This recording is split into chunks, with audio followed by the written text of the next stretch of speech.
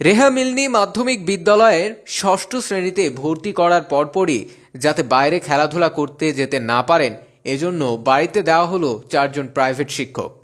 কিন্তু তাতেও কাজ হয়নি। সবাইকে ফাঁকি দিয়ে মনের টানে স্কুল পালিয়ে চলে যেতেন ক্রিকেট মাঠে। সেই ছেলেটি বাংলাদেশের ক্রিকেটের বিস্ময় বালক মুস্তাফিজুর রহমান।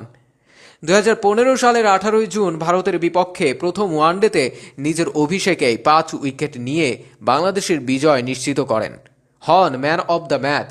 দ্বিতীয় দিনে আরও বিস্ময় ছড়ালেন, পেলেন 6 উইকেট। ইতিহাসের পাতায় লেখালেন নিজের নাম, গড়লেন নতুন রেকর্ড। মুস্তাফিজের লেখাপড়ার ব্যাপারে বেশ সাবধান ছিলেন বাবা ব্যবসায়ী আবুল কাশেম। তিনি চাইতেন ছেলে ডাক্তার বা ইঞ্জিনিয়ার হবে, কিন্তু সেই বাবা আজ আবেগ জড়িত কণ্ঠে জানালেন, আমার ছেলে এখন আর আমার নাই, ও এখন 16 কোটি মানুষের সন্তান। ও ডাক্তার ইঞ্জিনিয়ার হওয়া লাগবে না, ও ক্রিকেটই খেলুক। সাতক্ষীরা থেকে 45 কিলোমিটার দক্ষিণে কালীগঞ্জ উপজেলার তারালি ইউনিয়নের তেতুলিয়া গ্রামে মুস্তাফিজের বাড়ি। মুস্তাফিজের জন্ম 1995 সালে সেপ্টেম্বরে। 4 ভাই ও 2 বোনের মধ্যে সবার ছোট তিনি। পরিবারের সব প্রতিকূলতার মধ্যে মুস্তাফিজ পাশে এসে দাঁড়ান তার সেজো ভাই মখলেসুর রহমান।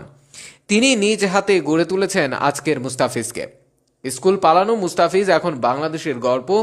এই প্রতিবেদককে মখলেসুর রহমান জানান মুস্তাফিজের ক্রিকেট হয়ে ওঠার গল্প।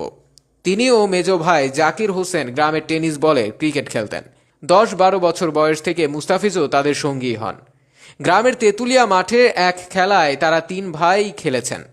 তখন মুস্তাফিজ ব্যাটিং করতে ভালোবাসতেন। প্রতিপক্ষের একজন ব্যাটসম্যানকে কিছুতেই আউট করা যাচ্ছে না। মুস্তাফিজের হাতে তিনি তুলে দিলেন বল। প্রথম বলে মুস্তাফিজ প্রতিপক্ষের সেই অপ্রতিরোধ্য ব্যাটসম্যানকে আউট করেন। তারপর বোলার হওয়ার দিকে ঝুঁকে পড়েন।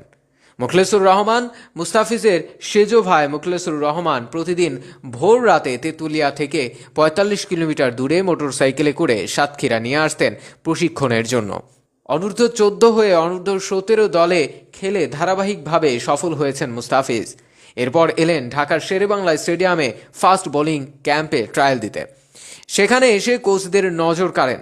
এরপর অনূর্ধ্ব 19 খেলেছেন নিয়মিত।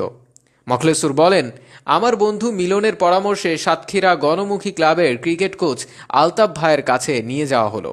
আলতাফ ভাইয়ের পরামর্শে মুস্তাফিজ সাতক্ষীরা স্টেডিয়ামে অনূর্ধ্ব 14 প্রাথমিক বাছাই উত্তীর্ণ হয়। তারপর সাতক্ষীরায় ক্রিকেট একাডেমির মুফসিনুল ইসলামের কাছে প্রশিক্ষণ নেওয়া শুরু হয়। মখলেসুর রহমান প্রতিদিন ভোররাতে তেতুলিয়া থেকে 45 কিলোমিটার দূরে মোটরসাইকেলে করে সাতক্ষীরা নিয়ে আসতেন প্রশিক্ষণের জন্য।